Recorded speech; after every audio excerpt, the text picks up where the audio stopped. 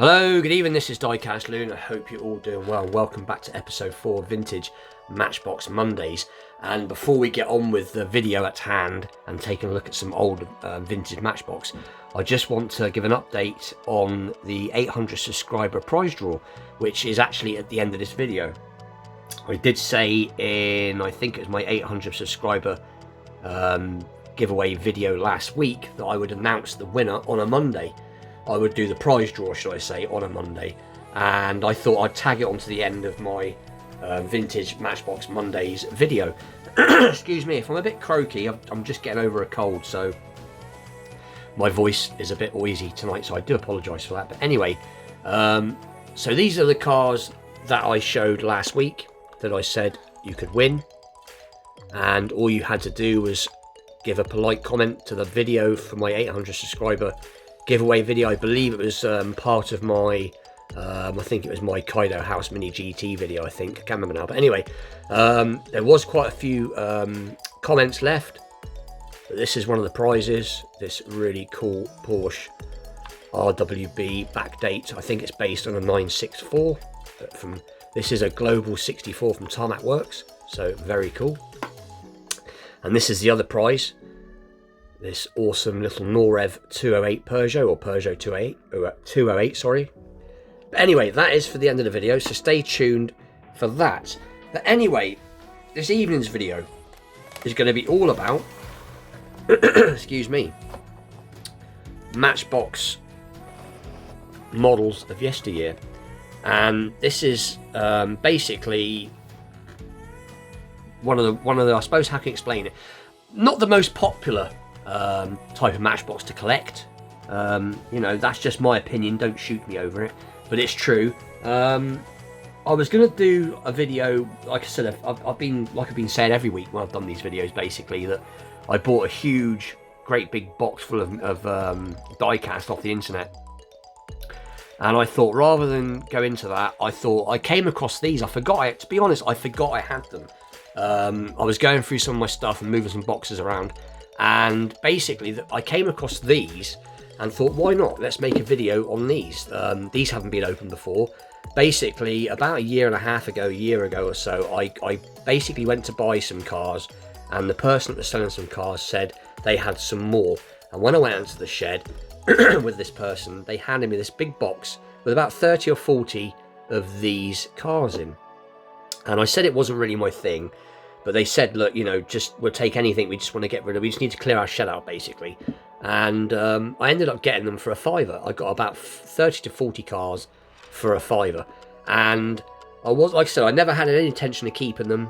I was just going to either just get rid of them or give them away. And I have given a few away. And there was, like I said, there was about 3 or 4 of each car. So it wasn't just, say, like one like this. There was 3 or 4 of each. But now I'm glad I've kept them, because they are quite nicely made, and they are part of Matchbox's history. And there's some pretty cool ones that we're going to take a look at tonight. So we got, this is, I believe, there we go, it's a 1914 Prince Henry Vauxhall. And then we got the 1906 Rolls-Royce Silver Ghost, and we've got 1911 Ford Model T, and this is a 1913 Cadillac. But as I was saying, they're not, in my opinion, the most popular type of car to collect. And to all those that like these, I'm not saying these are rubbishy, but and I think a lot of it is down to the fact that these are old castings. I mean, let's have a look. So you've got all this really cool information on the back of the box. So you can see it's 1973 copyright, Lesney products, made in England. And and it's pretty cool. You've got a nice picture of the car, saying what it is, and some information about the car, which you can stop and look at. It's in 1/48th scale. But I think a lot of the reason that these weren't overly popular, in my opinion, was just because these were aimed, as far as I'm aware of, at the older market. And these were, you know, made for mainly for more. I'm not saying they weren't for kids, but I think these were mainly for adults. And there we go. I'm saying it's not been opened before. I can't get it out. Bear with me. I don't want to destroy the box particularly. get this out. There we go, there we go. Got it. And there it is, really cool.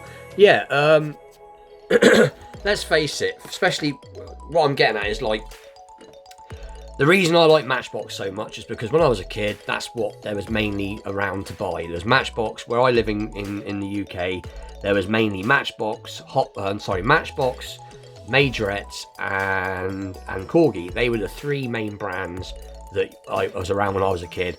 Occasionally you came across Hot Wheels, but that wasn't as popular over here in the UK as Matchbox. And Matchbox I've always had a soft spot for it because, you know, it's that whole nostalgia thing. And I think with these cars, because they were more aimed at the adult market, they weren't so collectible as the Matchbox normal mainline, so to speak, cars. These don't, like I said, strike it to a lot of collectors as, that whole nostalgia thing.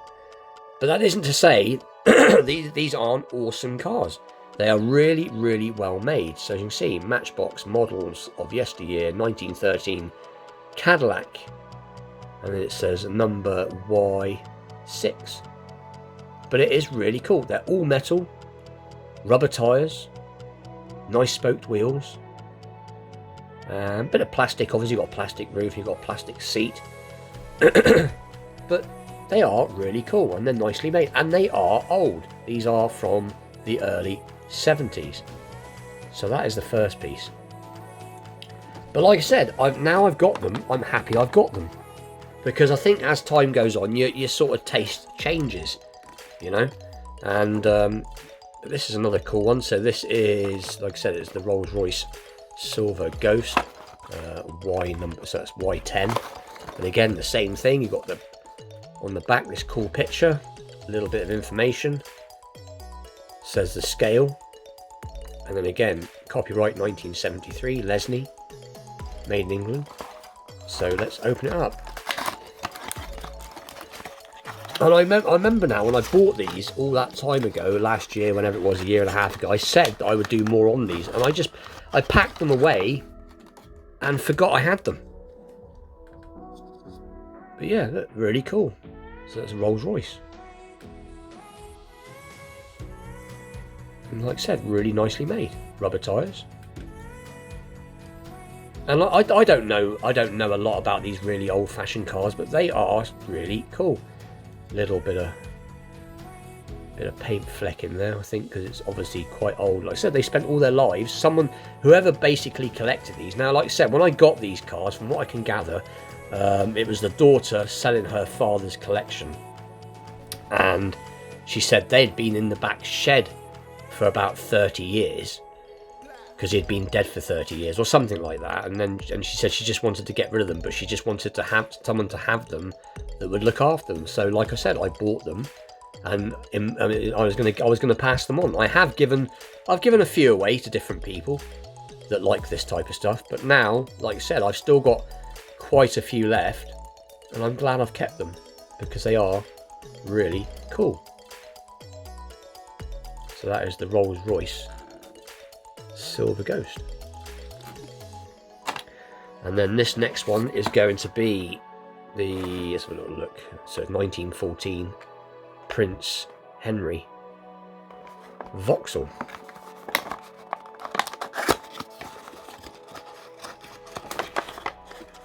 Let's have a little look, because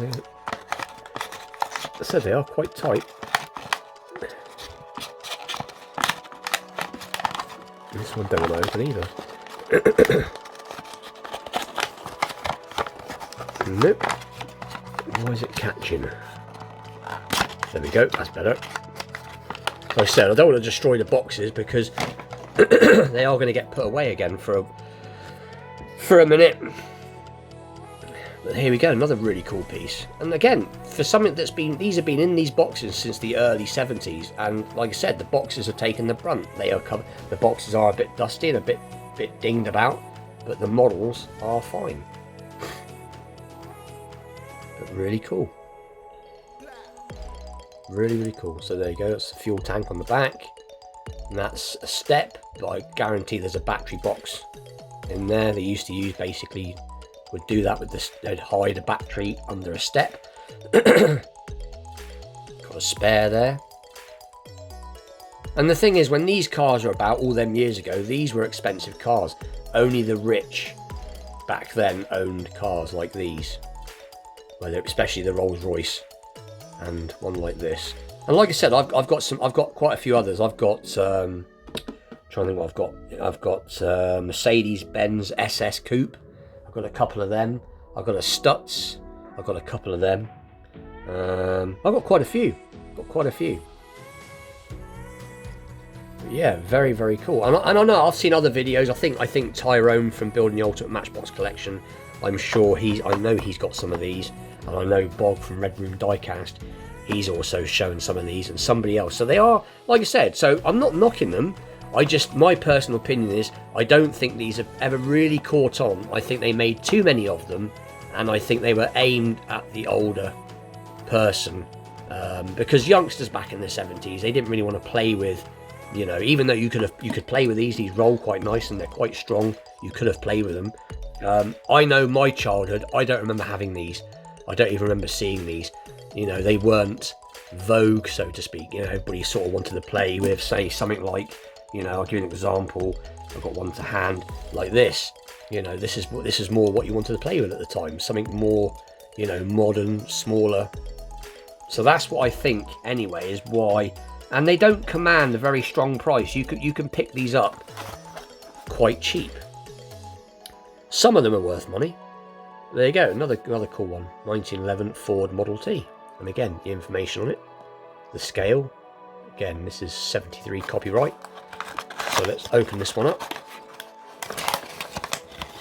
and take a look. Now, I think I might have taken this one out before, but I can't remember now, because like I said, I've got a couple of each.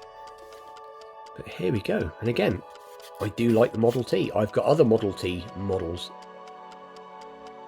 but pretty good. It's all there. Gauges, steering wheel, horn. And I believe that's the reversing lever. I can't remember now. Or is it? Because I know... Oh, there goes my watch alarm. I do apologise. Nope. That's better. But pretty cool. Anyway, so that is this week's vintage Matchbox cars. So these are the cars we've had a little look at. I get them onto shot. There we are. So, pretty cool. And like I said, I've got quite a few. Maybe I'll show some more at another time. But I just thought I'd show these this week rather than show the other cars. I will go back to normal next week. I'll be showing more vintage pieces from the great big hoard of cars that I bought recently.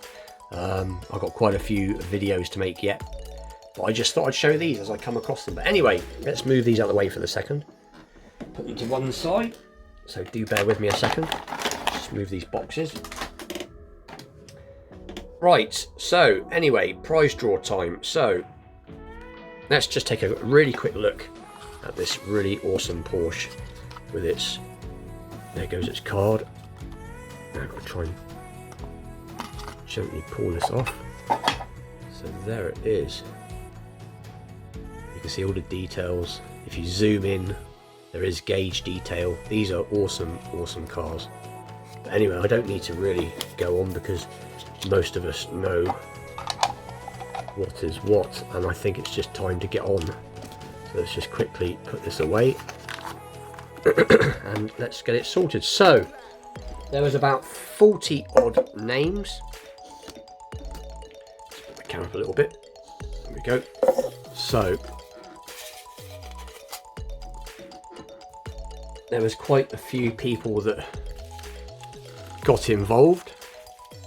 So what I will do very quickly is I will lay these out just to show you who has actually commented. So just bear with me 2 seconds while I lay them out. I'll just quickly pause.